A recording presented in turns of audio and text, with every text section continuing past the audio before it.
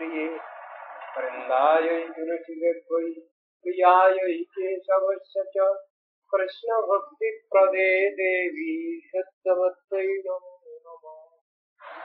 नारायणं नमस्कृत्य नरं चैव नरोत्तमं देवीं सरस्वतीं व्यासं ततो जयमुदीरये।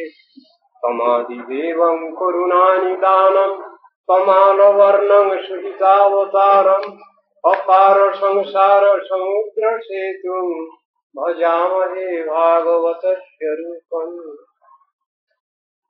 वंशाकल्पतरुभ्यश्च कृपा सिन्धुभ्यैव च पतितानां पावनेभ्यो वैष्णवेभ्यो नमो नमः।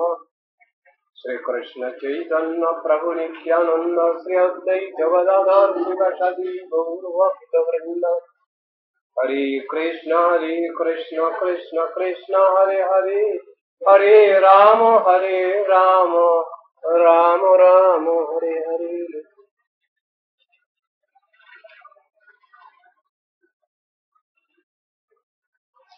गत 3 दिन যাবত আমরা শ্রীমদ্ ভাগবত একাদশ স্কন্ধ দ্বিতীয় অধ্যায় আলোচনা করছি।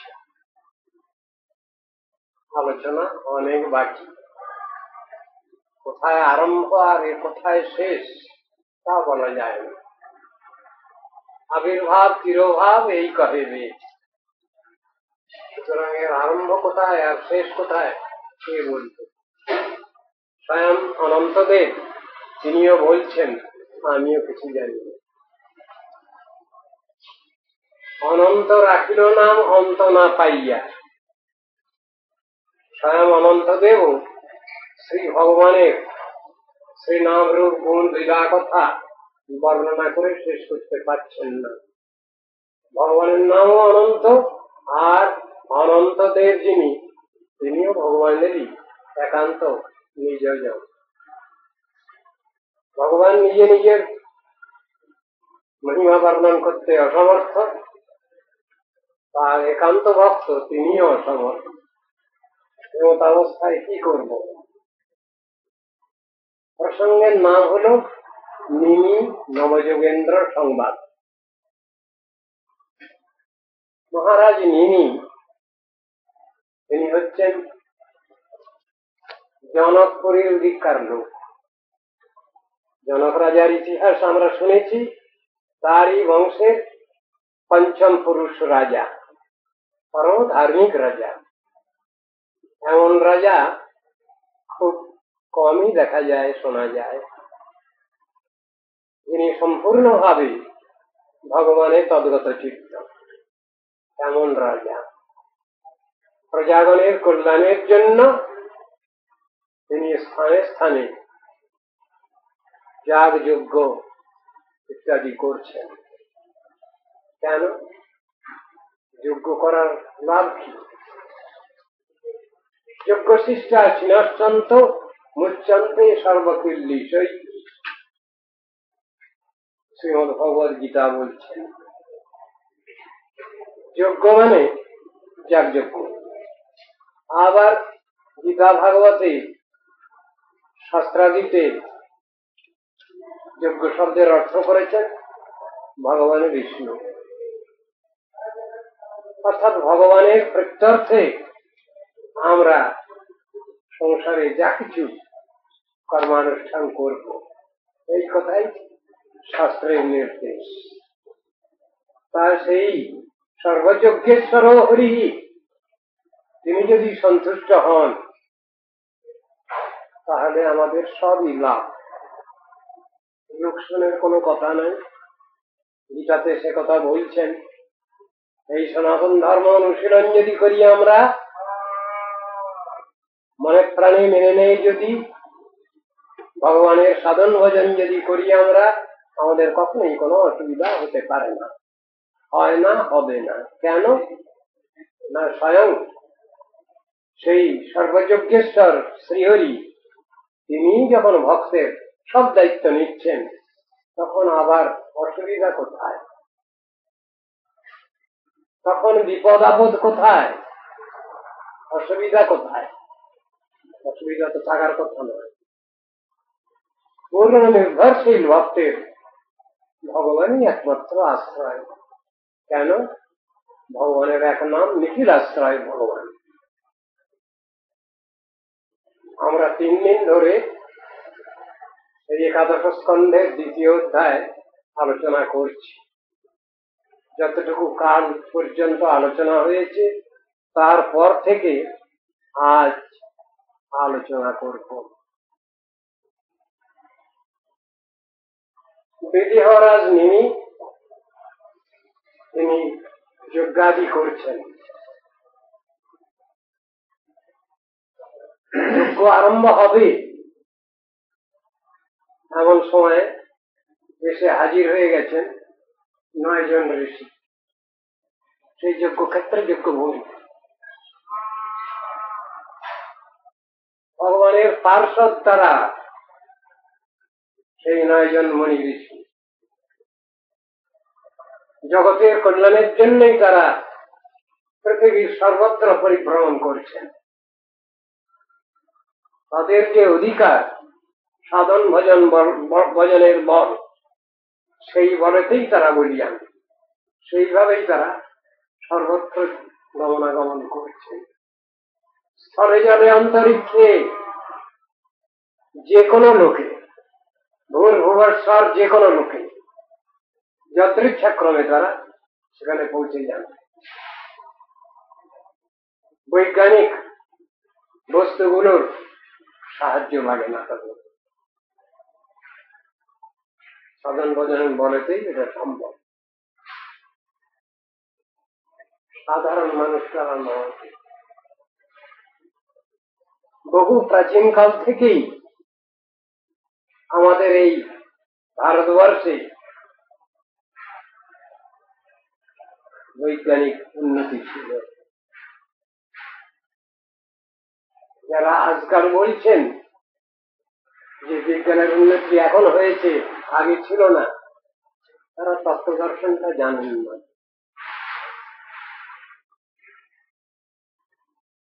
এরোপ্লেন আগেও ছিল, যার নাম ছিল পুষ্পকরথ। এসব শাস্ত্রে ইতিহাস রয়েছে,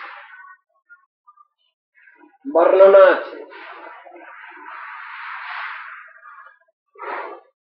তাতে পেট্রোল লাগতো না বা গ্যাসোলিন লাগতো না, এমনি চলত। পুষ্পকরথ এই কথা এখানে বলছেন।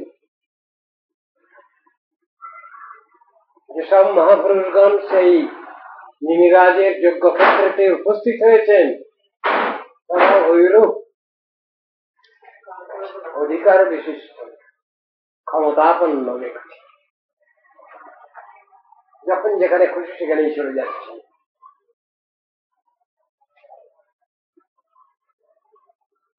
তারা যখন সেই নিমিরাজের যজ্ঞভূমিতে উপস্থিত হয়েছেন, তখন নিমিরাজ কি করলেন? আসুন আসুন, স্বাগত সম্ভাষণ জানালেন, তাদের বসতে দিলেন। রাজা নিজেই সেই 9 জন ঋষির পা ধুইয়ে দিচ্ছেন, ধূপ দীপ দিয়ে আরতি করছেন তাদের, যে সম্মান যার। তারপরে করজোড়ে প্রার্থনা করছেন, বহুদিন ধরে আমার কিছু জ্ঞাতব্য বিষয় ছিল, পার্থিব জগতের কোনো কিছু আমার দরকার নাই, কিন্তু আত্মকল্যাণ সূচক কিছু প্রশ্ন আমার ছিল, তার সমাধান হয়নি, আমারও সুযোগ হয়নি। আজ আপনারা যদৃচ্ছাক্রমে আমার এই যজ্ঞক্ষেত্রে যজ্ঞভূমিতে উপস্থিত হয়েছেন, আপনাদের কাছে জিজ্ঞাসা করে আমি ঠিক করে নেব। 9 জন ঋষি 9 জনকে 9টা প্রশ্ন করেছেন, আর 9টা প্রশ্নের উত্তরই তিনি পেয়েছেন। তারই এক নম্বরের প্রশ্ন, তারই উত্তর আলোচনা চলছে। প্রশ্ন করেছেন কি, আমি সনাতন ধর্ম কি জানতে চাই, ভাগবত ধর্ম কি জানতে চাই, নিত্য ধর্ম কি জানতে চাই, আত্মধর্ম কাকে বলে আমি জানতে চাই। একই কথা, সেই প্রশ্নেরই উত্তর চলছে। সেই সভায় যখন নবযোগেন্দ্র, এই 9 জন ঋষি যখন প্রবেশ করেছেন, তাদের আসনে বসিয়ে দিয়ে করজোড়ে এই প্রার্থনা করছেন, আপনাদের দেখে আমার মনে পড়ে গেছে চতুর্শনের কথা। চতুর্শন ব্রহ্মার মানস পুত্র 4 জন, সনক, সনন্দন, সনাতন, সনত কুমার। এই 4 ভাইও যেখানে যান একই সঙ্গে যান। বাচ্চা দেখতে, চেহারাটা কিন্তু ঋষি।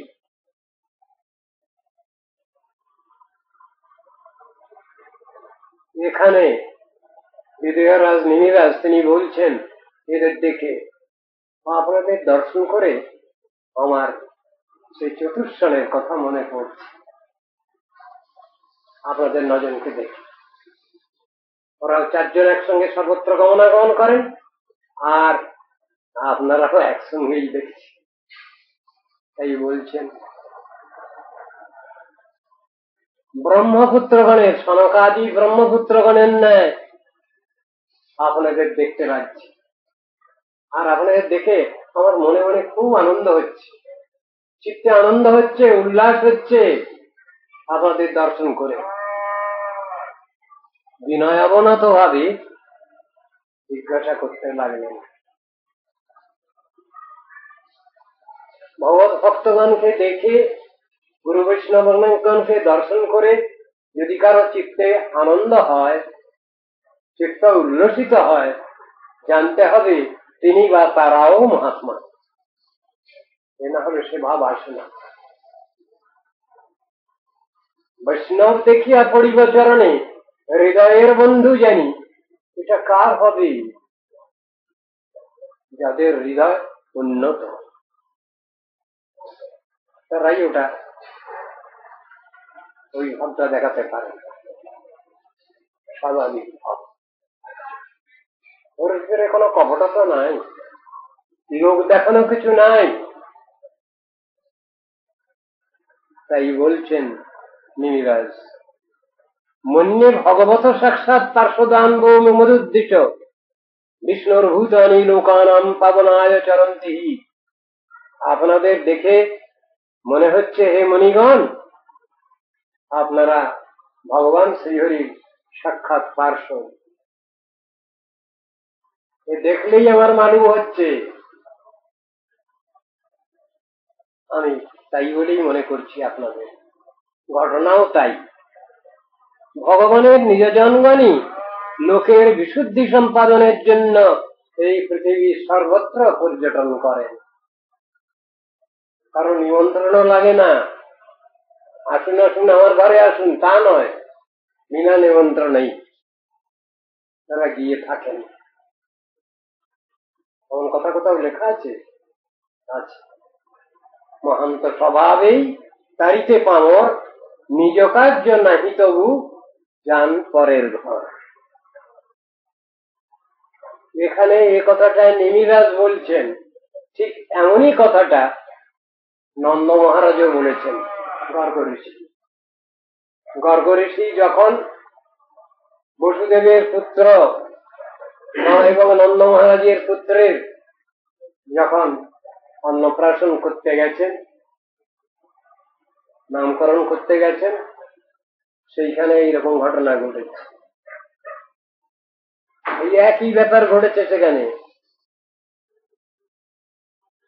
বসুদেব কৃষ্ণের পিতা, নন্দ মহারাজ কৃষ্ণের পিতা।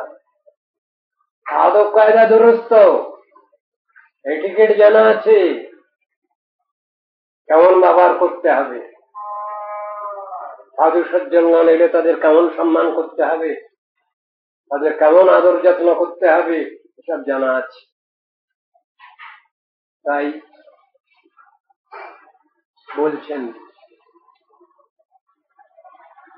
মহৎ বিচরণ মন্দ্রিণাং গৃহীণাং দিনচেতসম নিঃশ্রেয়সায় ভগবান নন্যথা কল্পতে ক্বচিৎ। একই কথা। ঋষিকে আদর আপ্যায়ন করছেন নন্দ মহারাজ। এখানেও ঠিক সেই ধরনের কথাটাই আসছে। নিমিরাজ বলছেন দুর্লভ মানুষ দেহ দেহিনাং ক্ষণভঙ্গুরম। এই মনুষ্য জন্ম লাভ করা অত্যন্ত দুর্লভ ব্যাপার। 84 লক্ষ জন্মের পর আদর্শ গৃহস্থ ঘরে অবিকলাঙ্গ দেহ নিয়ে অবিকলাঙ্গ ইন্দ্রিয় বিশিষ্ট হয়ে জন্মগ্রহণ করা খুব সৌভাগ্যের কথা। এর আগে আমাদের 84 লক্ষ জন্ম গেছে, সেই ইতিহাস বলছেন। তাই বললেন দুর্লভ মানুষ। এই জন্ম দুর্লভ, সুদুর্লভ, কিন্তু রাখতে পারা যাচ্ছে না তো বেশি দিন। দেহিনাং ক্ষণভঙ্গুর, অল্প সময় তার মধ্যেই তো সে দেহ পরিবর্তন হয়ে যাচ্ছে। কতটুকু কলিকালের লোক তো আমরা, হাজার হাজার বছর পরমায়ু নেই। আয়ু বর্ষ শতম, 100 বছর পরমায়ু। 100 বছর বেঁচে থাকা আজকালকার দিনে অসম্ভব। কদাচিৎ কেউ হয়তো শতবর্ষ উদযাপন করতে পারেন, অতি ভাগ্যের কথা। সকলের পক্ষে সেঞ্চুরি করা সম্ভব না। এই দুর্লভ মনুষ্য জন্মে সকলের পক্ষে শতবর্ষ অতিক্রান্ত করা সম্ভব না। ভাগবতে যে হিসাব দিচ্ছেন প্রহ্লাদ মহারাজ, তাতে বলছেন আমরা যে ঘুমোচ্ছি রাত্রে, এই নিদ্রাতে আমাদের পরমায়ুর অর্ধেক চলে যাচ্ছে। এরপরে সংসারে যাওয়া যন্ত্রণা আছে, বিভিন্ন রকমের কর্তব্য পালনের কথা আছে। নিদ্রয়া রিয়তে নাক্তম, ঘুমেতে তো সময় যাচ্ছে। বিবাচ অর্থ ইহার আয়োজন, টাকা করি না হলে খাবো কি? কিছু তো টাকা জমাতে হবে।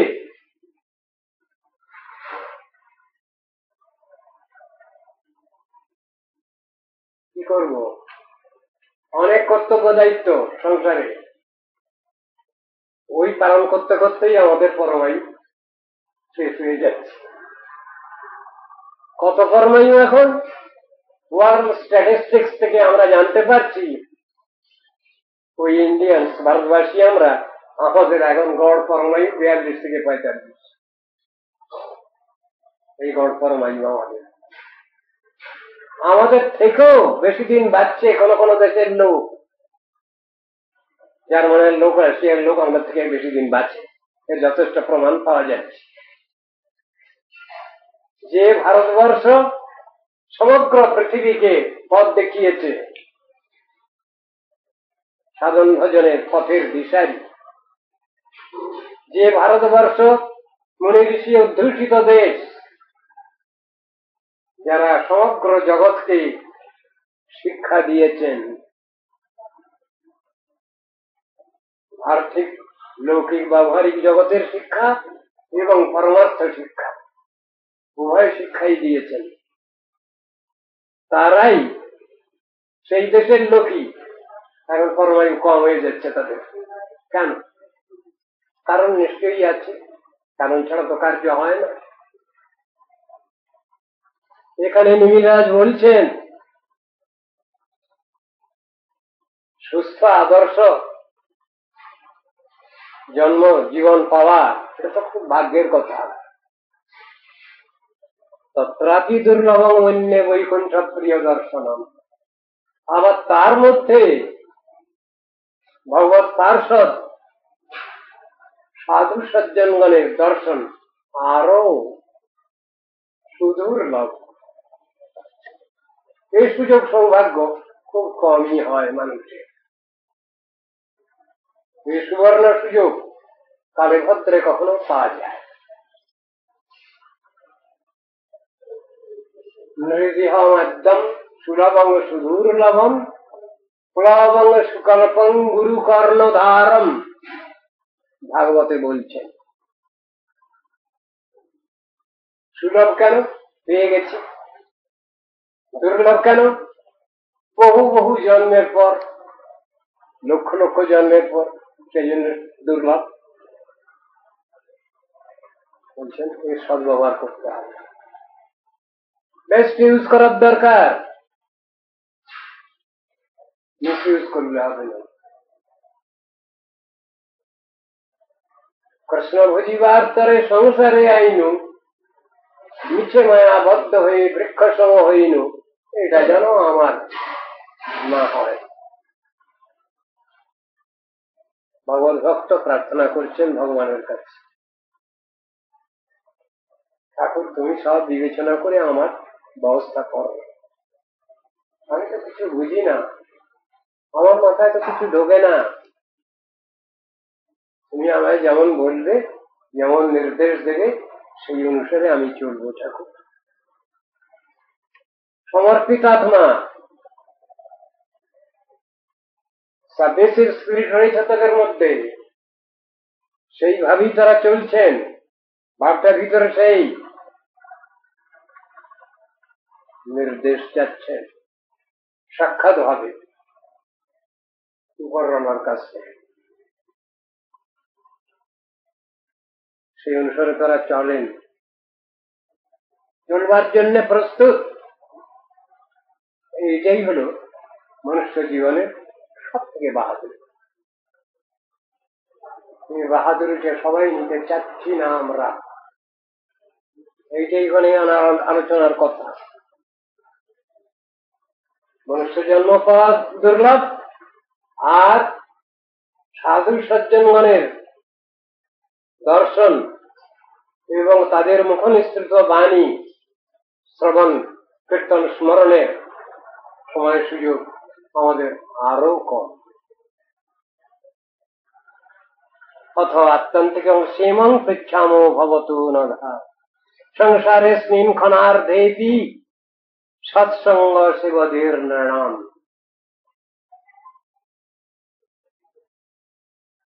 সেই জন্যই ভাগ্যক্রমে আপনাদের দুর্লভ দর্শন আমাদের নিকট পরম মঙ্গলজনক।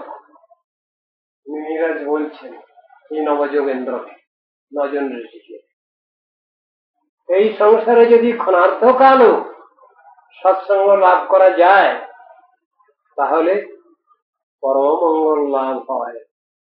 এইটাই সর্বাপেক্ষা আনন্দের বিষয়। সাধু সঙ্গ সর্বশাস্ত্রে কয়, লব মাত্র সাধু সঙ্গ সর্বসিদ্ধি হয়। লব মানে কতটা টাইম?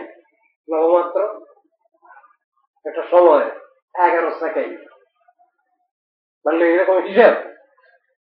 11 সেকেন্ড সময়কে বলে লব। এইটুকু সময়ও যদি আমাদের সাধু সঙ্গ সৎসঙ্গ হয়, আনন্দের বিষয়। কথা বলছে, কিন্তু ঠিক ঠিক ভাবে হওয়া চাইতো। মরবার মতো মরতে জানলে হয়, বলে না লোকে। হরিনাম করা করতে জানলে হয়, তাহলে ফল মেলে। কথাগুলো তো আছে। এক কৃষ্ণ নাম যত পাপ করে, পাপীর সাধ্য নাই তত পাপ করে। মানে কি? সেই এক নাম হল শুদ্ধ নাম, সেই এক নাম নিরপরাধী নাম। সেই কথা ব্যাখ্যা করেছেন। সেই এক সাধারণ নাম নয়, সেই এক নাম।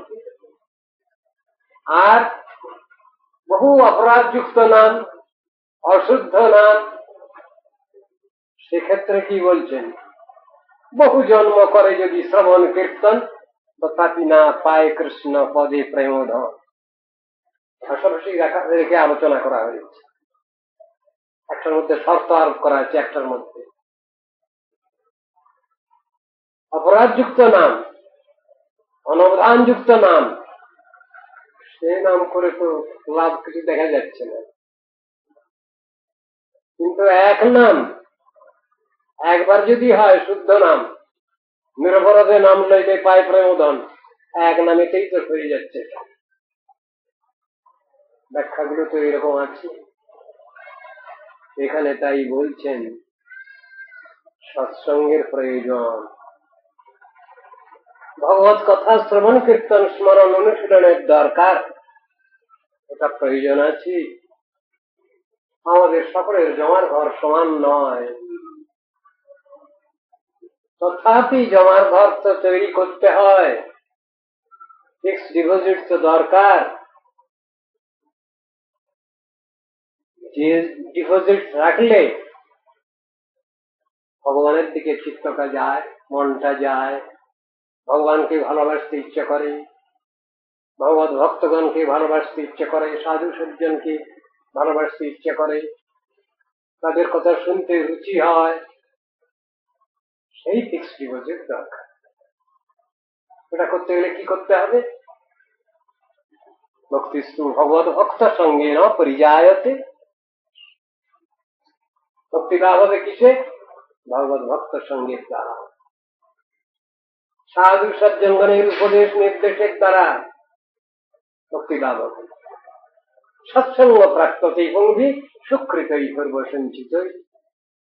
আর সাধু সঙ্গ লাভ হবে কিভাবে?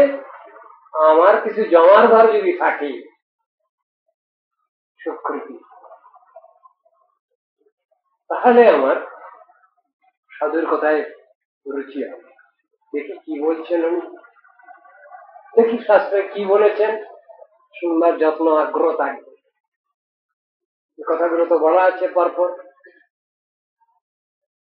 সাধুর কথা বিশ্বাস হবে না যদি আমার জমার ঘর কম থাকে।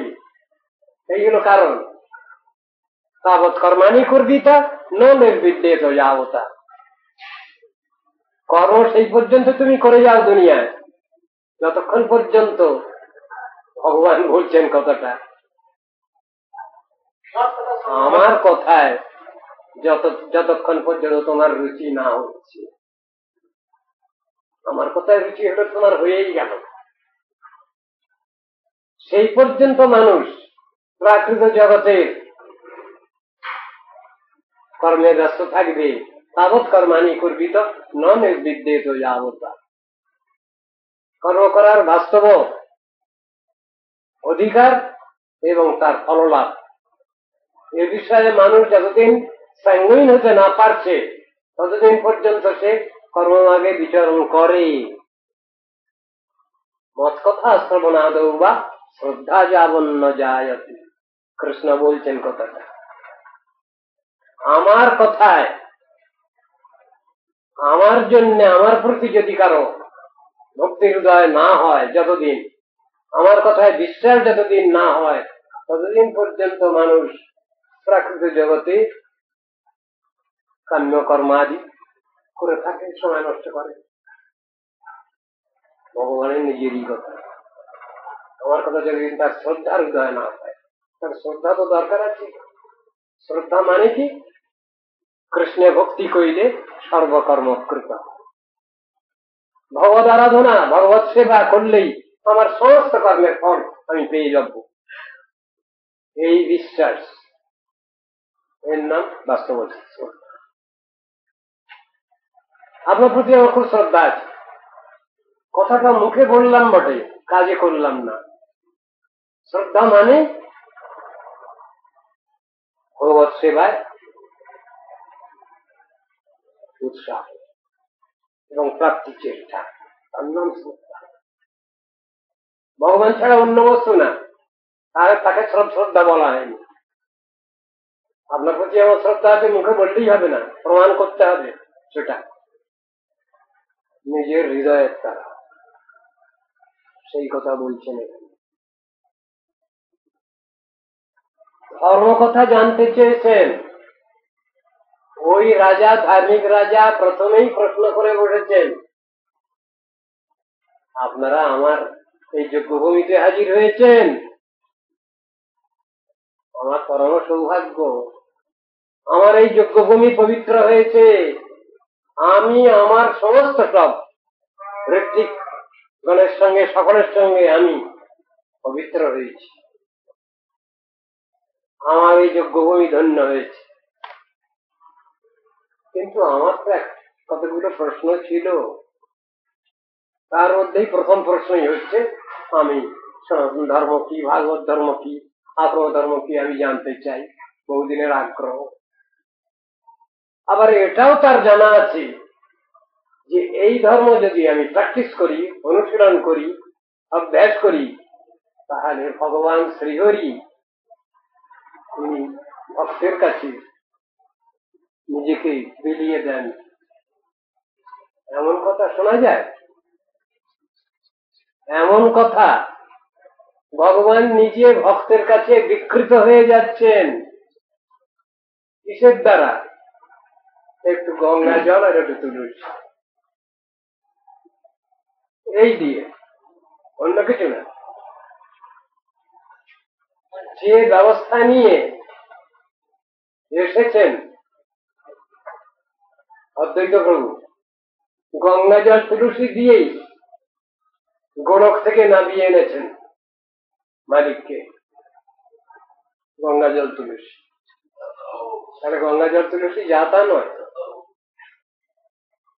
ওই দিয়ে আরাধনা করেছেন অদ্বৈত প্রভু মহাপ্রভু, সেইভাবে তিনি এসেছেন।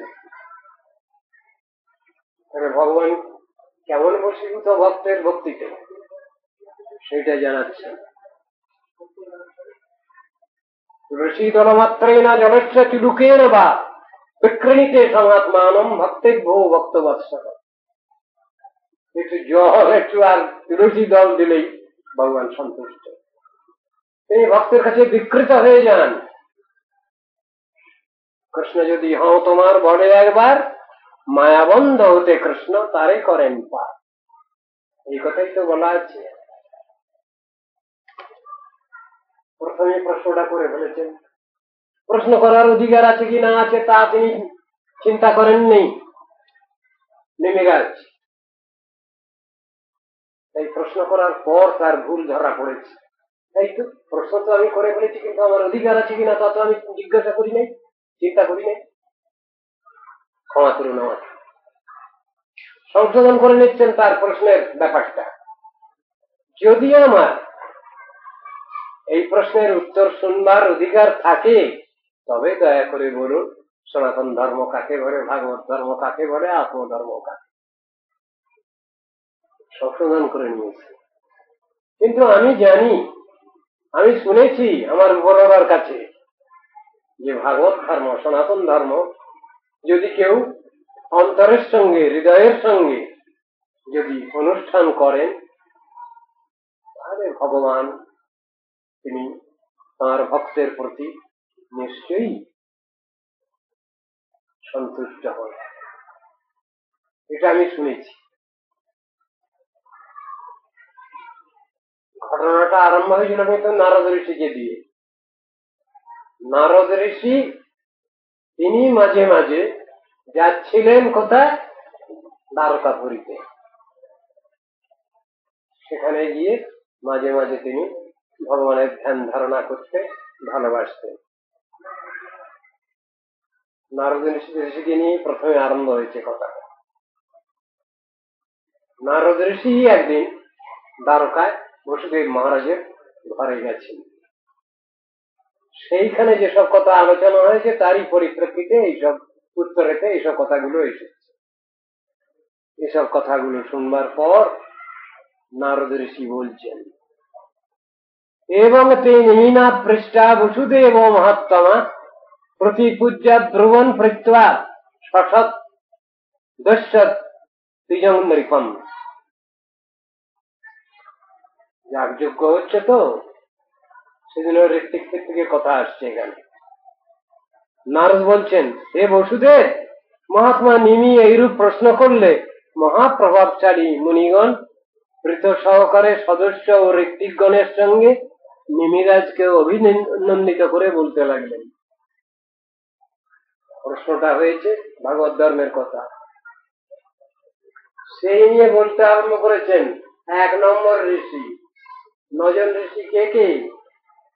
কবি, হবি, অন্তরিক্ষ, প্রবুদ্ধ, পিপ্পলায়ন, আবির্হোত্র, দ্রুমিল, চমস, করভাজন, এই 9 জন ঋষি। তার ভিতরে প্রথম ঋষি যিনি বড়, তিনি হলেন কবি। তিনি বলছেন, সেই কবির উবাচ, কবি ঋষি উত্তর দিচ্ছেন এই প্রশ্নে। মন্যে কুতশ্চিদ অভয়মচ্যুতস্য পাদাম্বুজো পাষাণমত্র নিত্যম বুদ্ধিবিঘ্ন বুদ্ধি রসদাত্ম ভাবাৎ বিশ্বাত্মনা যত্র নিবর্ততে। বি মানে কি? ভয়। প্রশ্নটা ওই রকম হয়েছে। কবি বললেন, হে রাজন, এই সংসারে দেহাধি অনিত্য পদার্থে আত্মবুদ্ধির জন্য নিরন্তর ত্রিতাপ সন্ত্রস্ত চিত্ত মানবগণের পক্ষে ভগবান শ্রীহরির চরণ কমল জীবনের আরাধনাই সর্বভয় বিনাশন বলে আমি মনে করি। প্রথম প্রশ্ন যে করেছেন তার ভিতরে দ্বিতীয় লাইনে আছে, সেই সনাতন ধর্ম ভাগবত ধর্ম যিনি অনুশীলন করেন, অভ্যাস করেন, জীবনে সাধনা করেন, সমস্ত ভয় থেকে তিনি রক্ষা পান। সেই প্রশ্নের উত্তরটা এখানে দিয়েছেন। কি বলছেন? ভগবানের আরাধনা করা, ভগবানের সাধনা করা, ভগবানকে ভালোবাসা, এইটা করলেই সব রকম ধর্মের ভয় থেকে রক্ষা পাওয়া যায়। এক কথায় বলে দিচ্ছে, হরি ভজন, ভগবত ভজন, আত্মকল্যাণ চিন্তা, এটা করলে সব ঠিক হবে। কারণ ওই আরাধনা থেকেই সর্বতভাবে সমস্ত ভয় দূরীভূত হয়, ভগবান খুশি হন। ভগবান যাতে খুশি হন সেটা তো আমাদের করা কর্তব্য। তিনি তো আমাদের মূল guardian, supreme authority, supreme guardian তিনি। তার শরণাপন্ন হওয়াটাই তো বুদ্ধিমত্তা। সেই কথা প্রথম মুখেই বললেন। যে পর্যন্ত মানুষ এই সাধনা, এই আরাধনা, এই সাধন ভজন বিষয় না বোঝে, সে পর্যন্ত মানুষের দুঃখ কষ্ট জ্বালা যন্ত্রণা এই সংসারে থাকবেই থাকবে। এখানে ভক্তদের থাকে না? না, নিশ্চয়ই থাকে না। তাদের ভাবটাই তো অন্যরকম। যারা ভগবানের ভক্তিমান ভক্তিমতী, তাদের ভাবটাই অন্যরকম। কি রকম? যদৃচ্ছা ভাব সন্তুষ্ট, যথাভাবে সন্তুষ্ট। তারা কৃতি হোক না ত্যাগী হোক, তাদের ভিতরে ভাবটাই ওই রকম। এই ভাব তাদের মধ্যে আসবে। সন্তুষ্ট সততম যোগী যথাত্মা দৃঢ় নিশ্চয়। এই যোগী সবাই, যোগ একটা টার্ম, জেনারেল টার্ম। কর্মযোগ, জ্ঞানযোগ, যোগযোগ, ভক্তিযোগ। কিন্তু ভক্তিযোগী তিনি সব সময় সন্তুষ্ট, সন্তুষ্ট সততম যোগ। সেই কথা বলছেন। যথাত্মা দৃঢ় নিশ্চয়, তিনি তার সাধন ভজন বিষয়ে খুব সাবধান।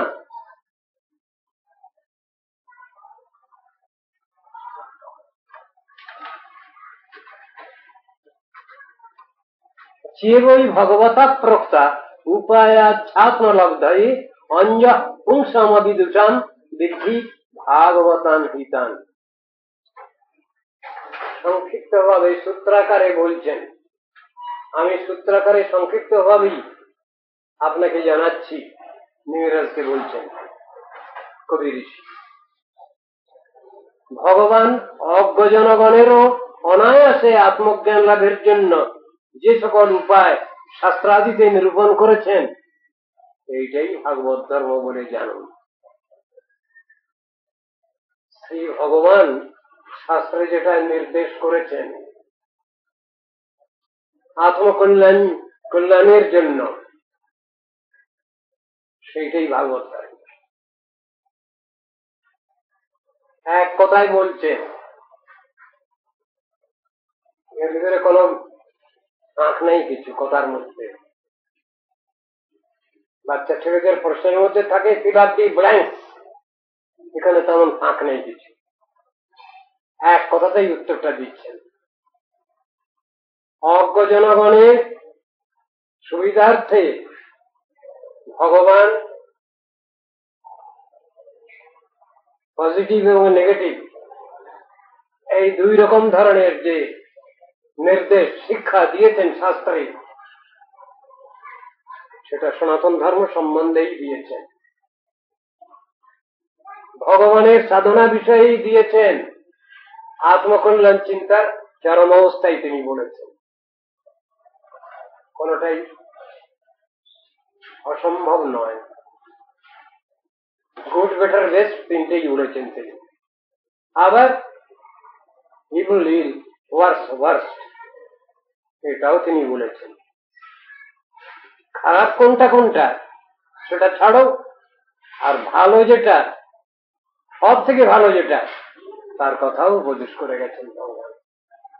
এইগুলো জীবনে সাধনা করতে হয় এই মনুষ্য জন্মে, দুর্লভ মনুষ্য জন্মে, তবেই দুর্লভ মনুষ্য জন্ম সার্থক হয়। সেই কথাটা সংক্ষেপ করে এখানে বলে যাচ্ছেন, বুঝি না তো আমরা। মূলেতে সিঞ্চিলে জল শাখা পল্লবের বল, শিরে বাড়ি নহে কার্যকর। মানে কি হলো? শ্রীমদ ভগবতেরই একটা শ্লোক, তারই অনুবাদ। গ্রীষ্মকালের দারুণ নিদাগ, ভয়ঙ্কর প্রচন্ড গরম, সব গাছপালা সব জ্বলে পুড়ে যাচ্ছে। তখন যদি আমি অল্প একটু জল নিয়ে গাছের পাতায় পাতায় একটু ছিটিয়ে দেয়, তাহলে গাছটাকে বাঁচানো যাবে? গাছটা মরেই যাবে। জলটারে কোথায় দিতে হবে? গাছের গোড়ায় দিতে হবে। উদাহরণটা দিচ্ছেন ভগবানই ভাগবতে,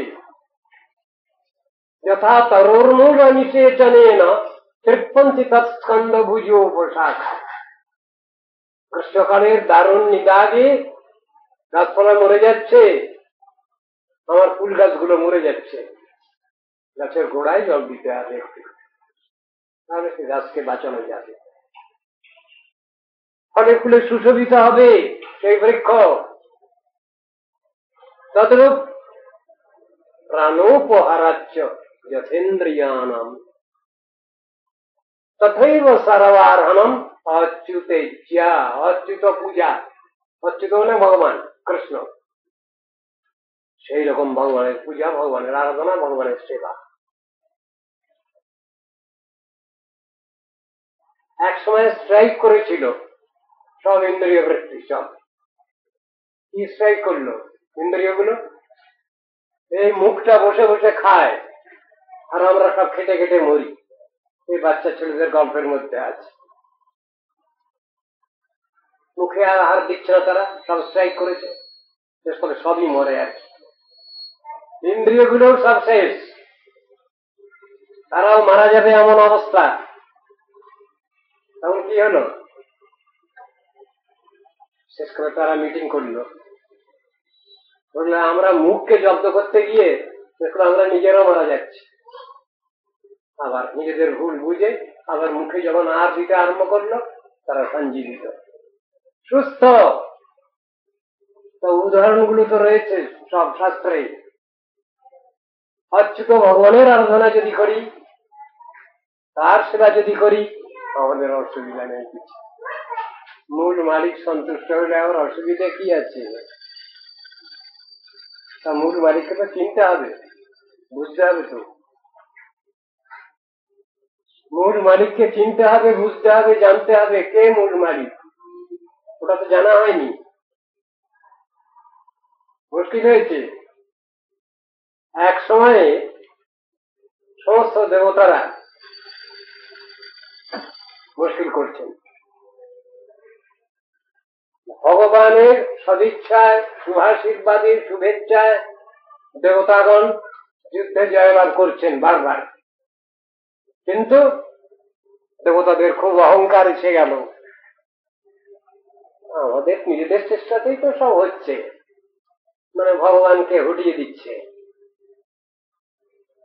আর তারা সব মিটিং সেটিং করছে, সব মিটিং সেটিং চিটিং সব তারা করছে। সব কি হচ্ছে ওইসব নিয়ে আলোচনা হচ্ছে, সকলের সব বাহাদুরি, সকলের বাহাদুরি ফলানো হচ্ছে সেই মিটিং এতে। হঠাৎ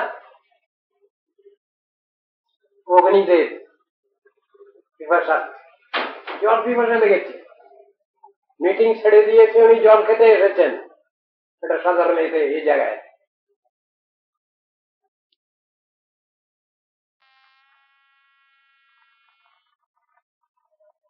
স্বয়ং ভগবান যক্ষরূপী রূপ নিয়ে বসে আছেন। ডাকলেন, গেছেন অগ্নিদেব, তোমার কি নাম? বলছে, আমার নাম অগ্নি। কি ক্ষমতা আছে তোমার? কি ক্ষমতা আছে? আমি অগ্নি, আমি না থাকলে দুনিয়ার লোক বাঁচে? আমি অচাম অন্নং চতুর্বিধাম, আমি পাকাশায়ের মধ্যে অগ্নি সব কিছু হজম করাই। আমি না হলে যাগযজ্ঞ হয়, এই সব বাহাদুরি চলছে। যক্ষরূপী ভগবান তিনি একটি তৃণ ঘাস একটি ছিঁড়ে বললেন, এইটিকে পড়াও তো। কুচে কেটে আসতে কিছু হলো না। কিছুক্ষণ পরে আবার এসেছেন পবন দেব। তোমার কি নাম? আমার নাম পবন। তোমার কি পোর্টফোলিও, তুমি কি করতে পারো? না, আমি না থাকলে মানুষ বাঁচে? কোন প্রাণী বাঁচে এ সংসারে? আর আমি যদি ভীষণ আকার ধারণ করি, প্রামাণ্যম, সব বিশ্ব সংসার সব উড়িয়ে দেবো, একবার সব শেষ করে দেবো। বাহ, অনেক ক্ষমতা তো আপনার, এই ঘাসটিকে উড়ান তো। ফিরে গেলেন লজ্জিত হয়ে। কিছুক্ষণ পরে আবার এসেছেন বরুণ দে। আপনার কি নাম? আমার নাম বরুণ। আপনি কি করতে পারেন? হ্যাঁ, আমি না থাকলে মানুষ বাঁচে? আমার নাম জল, জলের এক নাম জীবন, আমি জীবন। আর আমি যদি ভীষণ আকার ধারণ করি, মহাপ্রলয় ঘটিয়ে দেবো, মহাপ্রলয় ঘটিয়ে দেবো। বলে, অনেক ক্ষমতা তো আপনি, এই ঘাসটিকে ভাসান তো। সকলে পরীক্ষা দিয়ে দিয়ে ফেল করে করে ফিরে যাচ্ছে। সে বলছে, কি একজন যক্ষ পুরুষ আমাদের পুষ্পোদ্যানে বসে আছেন পরীক্ষা করার জন্য। ইন্দ্র এসেছে, শেষে ইন্দ্র এসেছেন, শেষে দেবরাজ ইন্দ্র পরে এসেছেন। দেবরাজ ইন্দ্র বুঝতে পেরে যাবে, ওখান থেকে কেটে পড়েছেন। যক্ষ পুরুষ সরে গেছেন ওখান থেকে। ইন্দ্রদেব যখন এসছে তখন সেখানে দেখছেন তিনি পার্বতী দেবী বসে আছেন। প্রণাম করে বলছি, এখানে মা কে এসেছিলেন? এখানে তোমরা যার শক্তিতে শক্তিমান হয়ে যুদ্ধে জয়লাভ করেছিলে, খুব তো মাতব্বরি মারছে ওখানে, খুব আলোচনা হচ্ছে ওখানে তোমাদের মিটিং এ। তিনি পরীক্ষা করতে এসেছিলেন। পরীক্ষায় কেউ পাস করতে পেরেছে তোমরা? সব তো ফেল করে করে ফিরে গেছো। জেনে রাখো, সর্বশক্তিমান ভগবান তারই শুভেচ্ছা শুভাশীর্বাদে তোমরা দেবাসুর সংগ্রামে তোমরা জয়লাভ করেছো। আর এখন বাহাদুরি মারছ নিজেরা, লজ্জা করে না তোমাদের? ঐন্যবতী পার্বতী এদের সব বোধের সাথে শাস্ত্রে এই সমস্ত তো অনেক ব্যবস্থা রয়েছে, শিক্ষাগুলো। আমরা নিজেরা অহংকারী হয়ে পড়ি, হচ্ছে ভগবত শক্তিতে, ভগবত ইচ্ছায়, ভগবানের শুভেচ্ছা শুভাশীর্বাদে সবকিছু ঘটছে, কিন্তু আমরা যখনই ওটা টেক আপ করি নিজেদের মতো ভেবে বাহাদুরি করি, তখন সবই থিওরি ভুল হয়ে যায়। আমাদের উপরওয়ালাকে আমরা ভুলে যাই, তার প্রতি শ্রদ্ধা নিবেদন করতে আমরা ভুলে যাই। মুশকিল এই জিনিসই তো হয়। কর্মচারী তো মালিকের এ করলে চলবে না, মালিকের মালিকানি তো পৃথক ব্যাপার। কর্মচারীকে কর্মচারী ভাবেই থাকতে হবে। হরিরে বা সর্বারাধ্য সর্বদেবেশ্বরেশ্বর, ভগবান শ্রীহরি সর্বদেবেশ্বরেশ্বর। ভিতরে ব্রহ্মরুদ্রাদ্যা ন অবজ্ঞা কদাচন। এই ব্রহ্মরুদ্রাদি দেবতা এরা হচ্ছেন আধিকারিক দেবতা। ওদের যদি বলি সর্বশক্তিমান ভগবান, হবে না।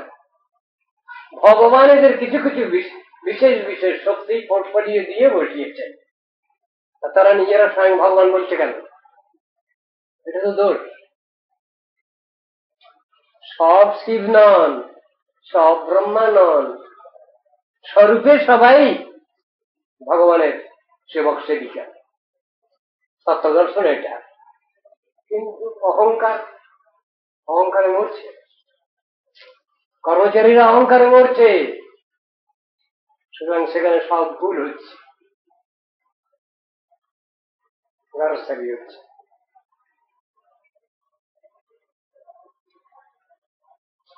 অহংকার করলে হবে না।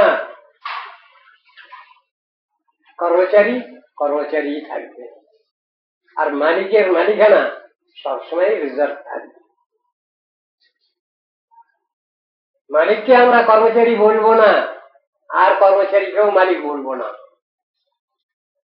যে দর্শন আমাদের শিখতে হবে সেটা দর্শন শাস্ত্র। কেমন কথাটা বোঝানো হয়েছে দর্শন শাস্ত্র? অপ্রাকৃত বস্তু উপরওয়ালা, তাকে অপ্রাকৃত বলেই মানতে হবে, উপরওয়ালা বলেই সবসময় মানতে হবে। আর কর্মচারী, তিনি কর্মচারী গ্রুপেই থাকবেন সবসময়। থিওরি এটা বোঝানো হয়েছে। একটাকে বলা হলো অ্যানথ্রোপোমরফিজম, চেতনে জড়ত্বের আরোপ। চেতন বস্তুকে আমি অচেতন বলছি, এটা আমার ভুল, থিওরির ভুল না। আবার অচেতন বস্তুকে আমি চেতন বলছি, এও আমার ভুল। এইসব ভুল সংসারে চলছে আজকাল, এসব উদাহরণ দিয়ে দিয়ে বোঝানো হয়েছে শাস্ত্রে। হচ্ছে বিষ্ণু শিবাধি, কি বলছেন? সংগ্রাম শিলা দেখতে কেমন গো? ঘষা নড়ি পাথর, তাই না? রেল লাইনের রোলিং স্টোন বললে হবে সংগ্রাম শিলাকে? অপরাধ। সংগ্রাম শিলা রেল লাইনের রোলিং স্টোন নয়। গুরুসু নরমতি, গুরুকে মনুষ্য বুদ্ধি না করো কখন। গুরু হল তত্ত্ব দর্শন।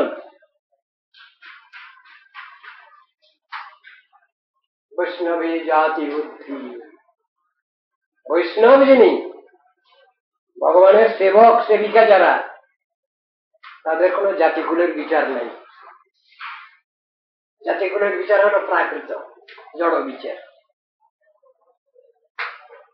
ভগবানের পাদোদক, বিষ্ণু পাদোদক, সেটাকে আমরা স্থান করি তো মন্ত্র পড়ি। কি মন্ত্র পড়ি?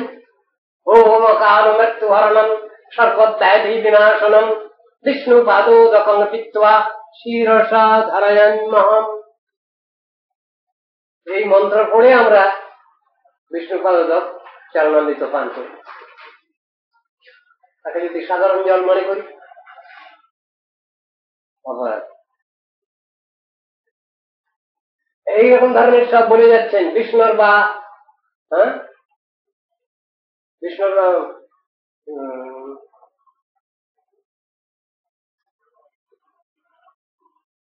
সামান্য বুদ্ধি, বিষ্ণুর বা সর্বেশ্বর জ্যেষ্ঠবান আর ভগবান আর তার কর্মচারী, তাদের যদি একই বলি ভুল হবে থিওরি। যস্তু নারায়ণ মতে এবং ব্রহ্মরুদ্রাদি দৈবতই সমত্তেনৈব বিক্রিত সপাষণ্ডী ভাবে ধ্রুবম। পাষণ্ডী শব্দ মানে কি? পা মানে পাপ, ষণ্ড মানে চিহ্ন, পাপের চিহ্ন দেয় যদি থিওরি ভুল হয়ে যায়। আমি ভগবানের সঙ্গে যদি শিব ব্রহ্মাদিকে একাসনে বসিয়ে দেই তাহলে তত্ত্ব বিভ্রম হবে, অপরাধ হবে বলে যাচ্ছে। তত্ত্ব দর্শন তো বিষ্ণু বা সর্বেশ্বরে এসে তদিতর সমাধির জ্যেষ্ঠ বা নারকীশ,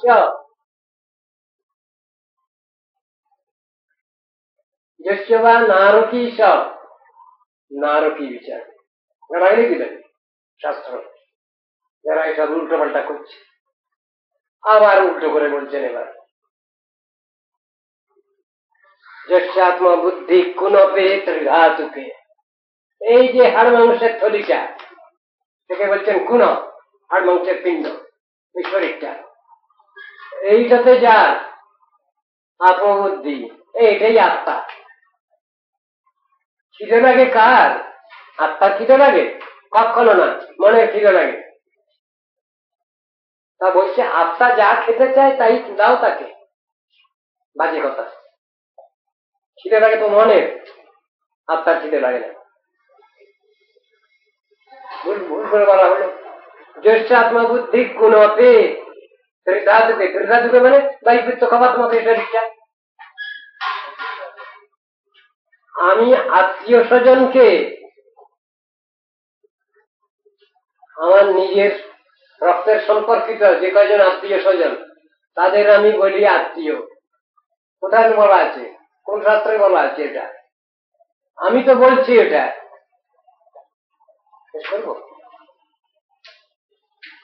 কোথায় বলছি?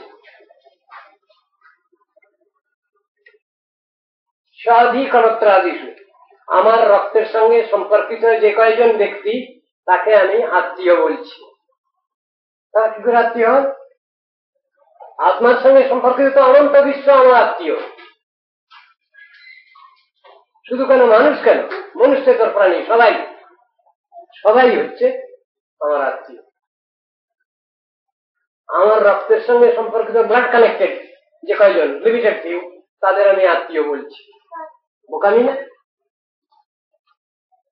জ্যেষ্ঠাত্মবুদ্ধি কুনপে ত্রিধাতুকে স্বাধিকরত্রাদিষু, চিৎকার করে ভৌম ইজ্জধি। 2 নম্বর স্টুপিডের কথা গেল।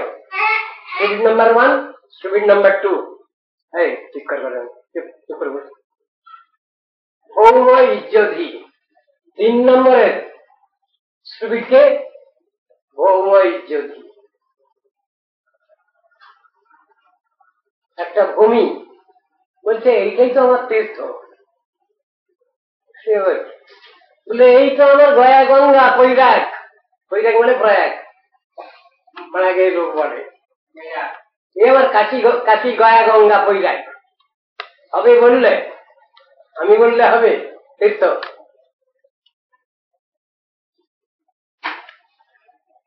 গঙ্গার উপরেই একটা অশ্বত্থ গাছ আছে, সেখানে গোড়াটা বাঁধিয়ে দিয়েছে সেখানে, আর কতগুলো পাথরের নুড়ি এনে ফেলেছে সেখানে, ওই রোলিং স্টোনি এনে ফেলেছে। রোজ সেখানে স্নান করে সবাই, আর যাওয়ার সময় একটু করে জল ঢেলে দিয়ে যায়। আর কোন লোক এসে আবার একটু সিঁদুর লাগিয়ে দিয়েছে, তীর্থ হয়ে গেল। জল ঢালতে ঢালতে তীর্থ হয়ে গেল। তীর্থ বুদ্ধি চলিলে আবার এই যে আজকে সব এগুলো না, সকালবেলা কি হয়েছিল, সূর্যগ্রহণ হয়েছিল। তো গ্রহণের পর সেই সময়ে স্নান করতে হয়। অনেকে স্নান করেন। কারা করেন? যারা মনে করেন আমরা অশুদ্ধ হয়ে গেছি, তারা স্নান করেন। বৈষ্ণবরা স্নান করেন না। তারা তো সবসময় নাম করেন, তো তাদের স্নান দরকার হয় না। এক বুড়িমা, তিনি জেনে রেখেছেন গ্রহণের পর চান টান করতে হবে। তিনি তো বেশি দূর যেতে পারেন না। তার বাড়ির পিছনেই একটা ইঁদো পুকুর ছিল, সেইখানে তিনি ডুব দিয়ে এলেন। ও বুড়িমা, কোথা থেকে আসছেন? বাবা, গঙ্গা চান করবে না? কোথায় গঙ্গা? আমার বাড়ির পিছনেই কাশি গঙ্গা গায়া কৈলাস সব, ওইখানে ডুব দিয়ে এলেন। এটা পুকুর। তো তিনি বললেই ওটা হবে?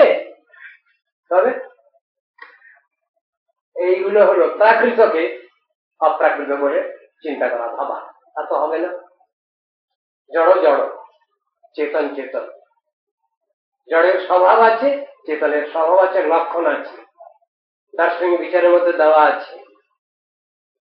অনুভব শক্তি, ক্রিয়া শক্তি, ইচ্ছা শক্তি, এই তিনটে যার মধ্যে আছে তাকে বলে চেতন। ফিলিং, উইলিং, নেই, এই তিনটে জিনিস থাকবে। এই তিনটে যার মধ্যে আছে তাকে বলে চেতন। তার মানে সেখানে জীবাত্মা আছে। একটা ধর্ম সম্প্রদায় আজকাল বলছে বাঁচা বাড়া। আরে বাঁচা বাড়া তো একটা গাছ, সে তো ছোট হচ্ছে, তারপর আস্তে আস্তে আস্তে ক্রমশ বড় হচ্ছে, বেঁচে থাকে আর বাড়ে, এই জিনিসই হয়ে গেল। ধর্মের কথা, এটা সাধারণ কথা। ধর্মের কথা মানে আত্মধর্মের কথা। আত্মা তার ভিতরে আছে বলেই এগুলো আছে। আর যার ভিতরে আত্মার স্থিতি নেই তাকে চেতন বলা হয়। যার মধ্যে আত্মা আছে তাকে চেতন বলা হয়। আত্মা আছে বলেই শরীরটাকে জড়, শরীরটাকে মনে হয় যেন চেতনের মতো। কিন্তু সেই আত্মা যখন বেরিয়ে যায় শরীর থেকে, তখন তো শরীরটা আর নড়ে না, তখন তো সেই শরীরটা আর কথা কয় না, তখন তো সে হাসে না, কাঁদে না। তার মানে আত্মবস্তু থাকলেই ওটা হয়। কাকে বলবো আমি? শরীরটাকে আমি বলবো চেতন, শরীর তো জড়। এইসব দর্শন শাস্ত্রতে এইগুলো সুন্দরভাবে আলোচনা করেছেন। আমাদের এটাও বুঝতে হবে। এখানে বলছেন, সংক্ষিপ্ত ভাবে বলছেন, যান অস্থায় নর রাজন ন প্রমাদ্যেত করিচিত ধাবন নিমিল্ল বা নেত্রে ন স্খলেত ন পতে দিহ। হে রাজন, এই সমস্ত ধর্ম অবলম্বন করলে মানব কখনো বিঘ্ন কর্তৃক বাধিত হয় না। সনাতন ধর্ম, দেহ ধর্ম মানে ক্ষুধা লাগে তো, খেতে চাইতো, কিছু খাবার টাবার দিলে দেহটা সুস্থ থাকলো। মনোধর্ম মানে মন যা বলছে তাই। সংসারের বিষয় কথা, জড় কথা সংসারে, সেই সব আলোচনা করলে মনটা খুব ড্যাংড্যাং, এত সুখী আর কোনো ব্যাপারে হয় না। মন খুব খুশি। আর দেখো যা চাইলো খাবার, আর মন যা খাবার চাইলো, আত্মা কিন্তু তা চাইলেন না। তিনি কি চাইলেন? এই ভগবানের কথা।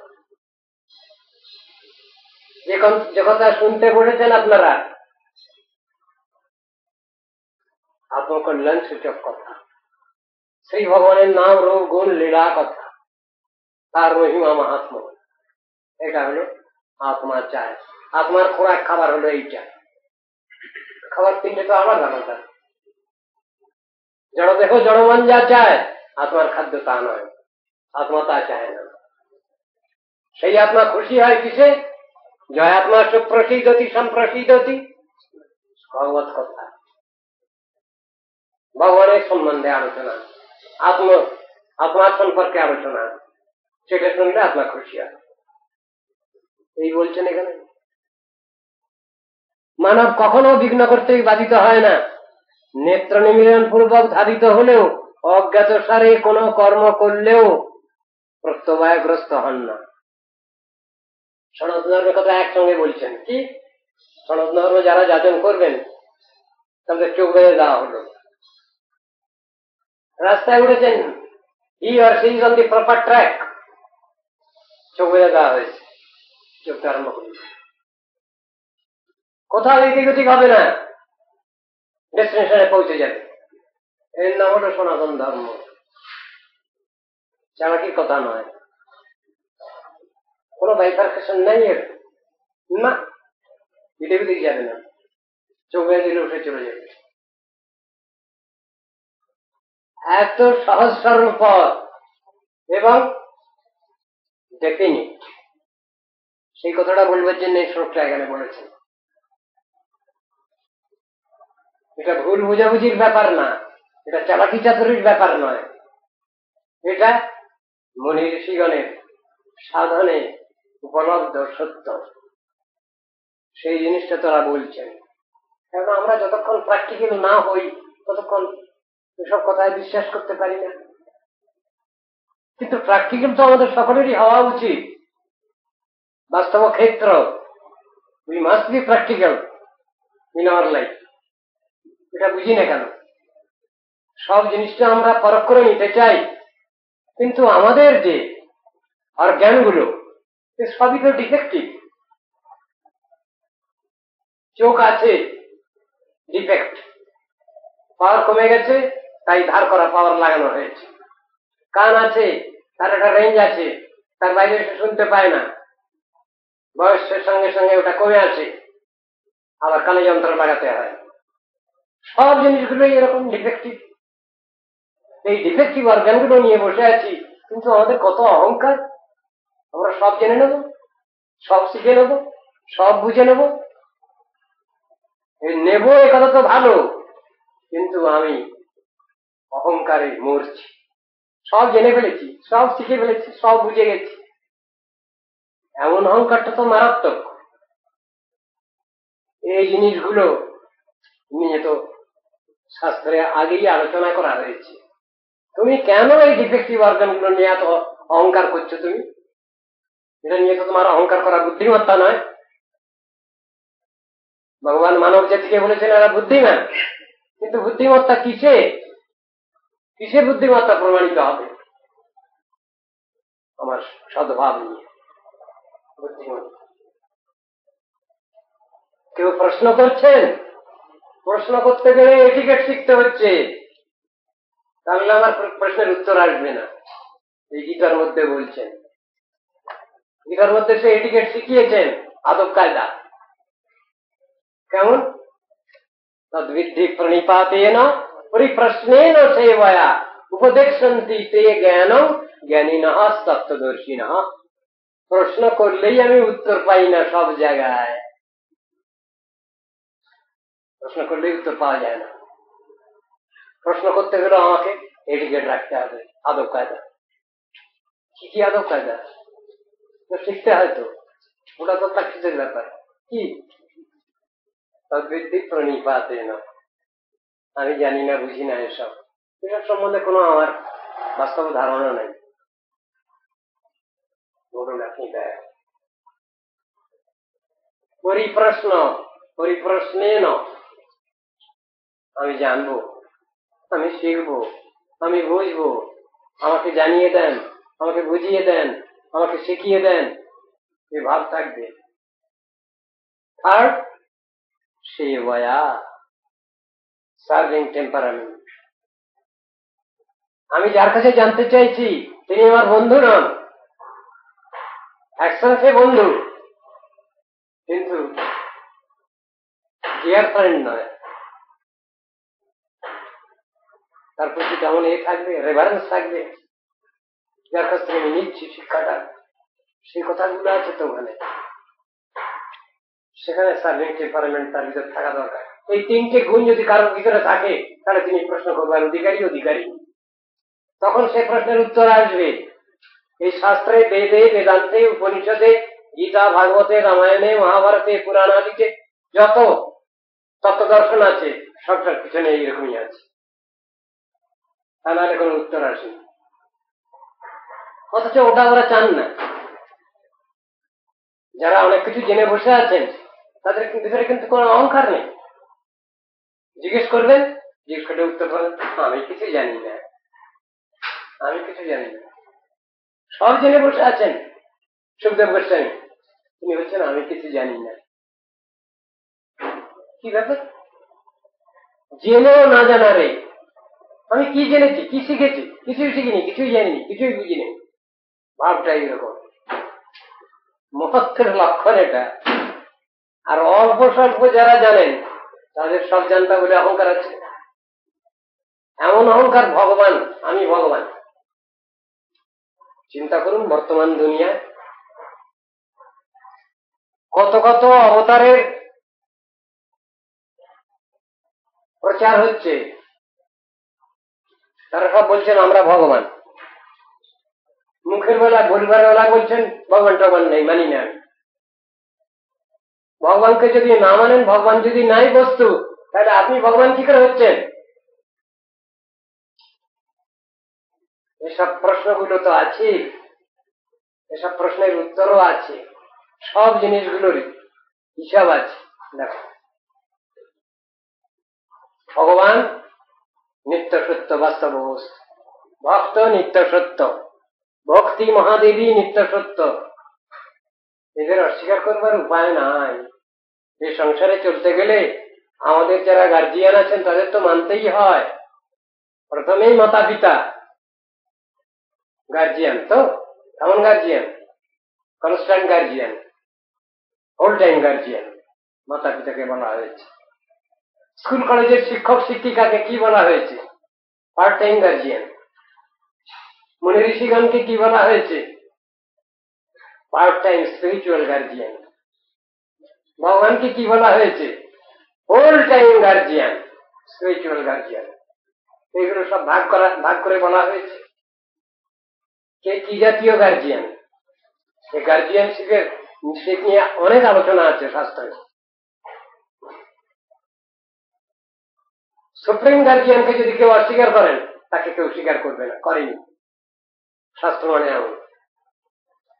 আর তাকে যদি কেউ স্বীকার করে বসে আছেন, তাহলে সবটাই ঠিক, সিস্টেম ঠিক আছে। সিস্টেম, সেই সিস্টেমে গন্ডগোল নেই।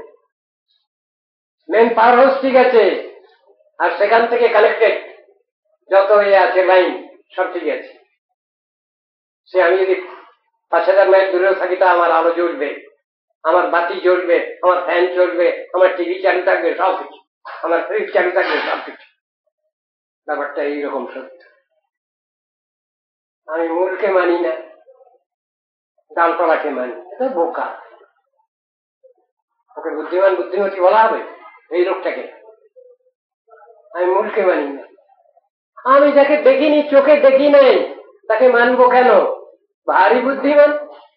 সব চোখে দেখে নিয়ে আমরা পরখ করতে পারি, প্রমাণ করতে পারি। আমি যাইনি বিলেতে, বিলেত বলে জায়গা নেই। সেই বিলেতে যারা গেছেন, ফিরে এসেছেন, তারা বর্ণনা করেছেন, তার ফটো দেখছি, আমি অস্বীকার করবো? তাহলে প্রত্যক্ষ জ্ঞানী সব থেকে বড় হলো। নাস্তিক চার ভাগের কথাই সব হয়ে গেল। প্রত্যক্ষ জ্ঞান, পরোক্ষ জ্ঞান, অপরোক্ষ জ্ঞান, অধৈর্য জ্ঞান, অপ্রাকৃত জ্ঞান, এসব বিভিন্ন সেকশনে ভাগ করা আছে। সবগুলো এক কথা নয়। এগুলো নিয়ে আলোচনা রয়েছে, দার্শনিক বিচার রয়েছে। কেন মানবো আমি? আমি মশাই বড় বৈজ্ঞানিক বললেই হয়ে গেল? আর জড় বৈজ্ঞানিকরা কি বললেন, জড় বিজ্ঞান কি বললেন? Material science, science in philosophy. জড় বিজ্ঞানের কথা যেখানে শেষ হয়েছে, বিচার যেখানে শেষ হয়েছে, সেইখানে দার্শনিক জগৎ আরম্ভ হয়েছে। And philosophy ends in religion. দার্শনিক জগতের বিচার যেখানে শেষ হয়েছে, সেইখানে আত্মধর্ম জগতের কথা আরম্ভ হয়েছে। এসব কথাগুলো আমি না মানলে সব মিথ্যা হয়ে যাবে। কথাটা তো ঋষিগণে, পাশ্চাত্য দেশ নিয়ে তো আলোচনা করছে, তারা তো রিসার্চ করছে, তারা তো কই অস্বীকার করেনি।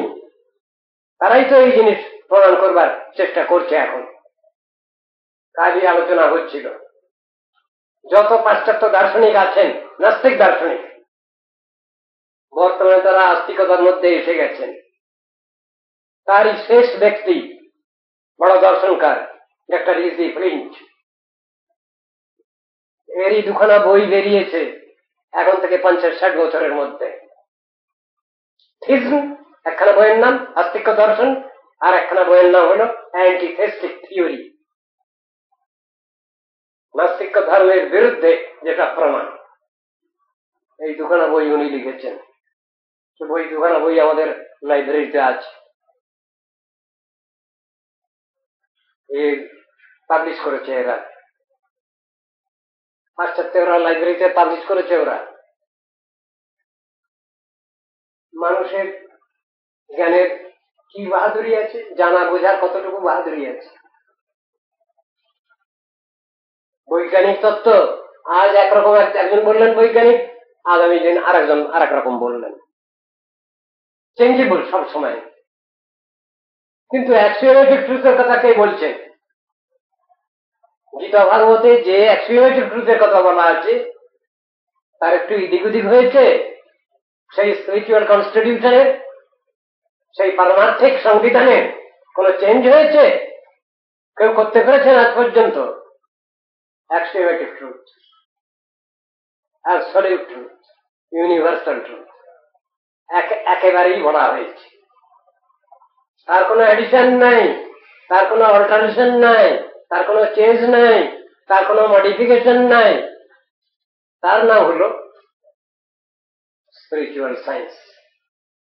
এসব কথা তো শাস্ত্রে আলোচনা রয়েছে, আমরা এগুলো ভুলে যাচ্ছি কেন? এগুলো আলোচনায় আমাদের অনীহা কেন, অনিচ্ছা কেন? আগ্রহ থাক, যত্ন থাক, ধৈর্য থাক, উৎসাহ থাক, এগুলো ভুলে যাচ্ছি কেন আমরা? হরে কৃষ্ণ। অনেক কিছু জেনে যাচ্ছি আমরা, কিন্তু কাজের বেলায় সব থাকি, কাজের বেলায় সব উল্টে গেল। সব জিনিস আমরা পরীক্ষা করে নেব এ সংসারে, সব জিনিস, কিন্তু কাজের বেলায় আর পরীক্ষার দরকার নেই। 1 কেজি বেগুন কিনতে গেলে বাছাবাছি, 1 কেজি আলু কিনতে গেলে বাছাবাছি, একটা হাড়ি পাতিল কিনতে গেলে বাছাবাছি। আর যখনই ধর্মের কথা আসবে তখনই বলল সব সমান। ধর্মের কথা যে যাবে সব সমান। কেমন ফাঁকিবাজি! এমন ফাঁকিবাজি আমরা নিয়ে চলছি, এমন ফাঁকিবাজি শিখেছি আমরা। ফাঁকি দিলে ফাঁকে পড়তে হয়, একটা কথা আছে। তত্ত্ব দর্শন যদি আমরা না শিখি, না জানি, তাহলে আমরা ভারতবাসী বলে পরিচয় দিতে পারি না। আমরা ভারতবাসী, এর ভিতরে অনেক বাহাদুরি আছে, অনেক বাহাদুরি আছে ভারতবাসী বলে দাবি করা। কেন? ঋষি অধ্যুষিত এই ভূমি, এই ভারত ভূমি, এটা খেয়াল রাখতে হবে। ঋষিগণের আশীর্বাদ আছে এই ভারত ভূমির উপরে। এই বাহাদুরি অন্য দেশে জন্মগ্রহণ করলে হয় না। অন্যদিকে কিছু হয় বটে, স্পিরিচুয়ালিজমের দিকে কিছু হয় না। এ কথা আমাদের দেশের লোকই শুধু না, পাশ্চাত্য দেশের মনীষীগণ এ কথা স্বীকার করছেন। হরে কৃষ্ণ। তাদের বহু বক্তব্য সুন্দরভাবে প্রমাণ করছে যে আমাদের অহংকারের কোনো কারণ নেই। আগে পর্যন্ত রাত অনেক হয়ে গেল। মঞ্চা কল্পতরুভ্যশ্চ কৃপা সিন্ধু ভৈবচ পতিতানাং পাবনেভ্যো বৈষ্ণবেভ্যো নমঃ।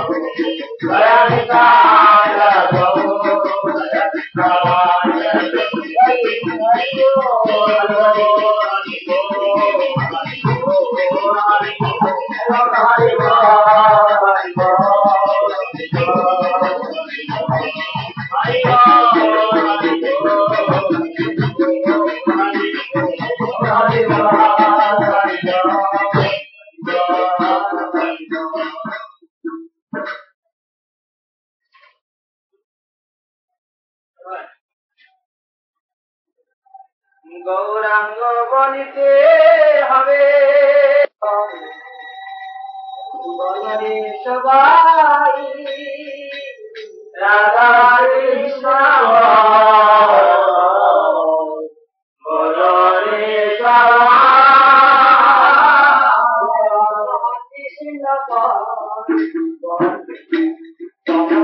সবাই রাধা কৃষ্ণ বলরে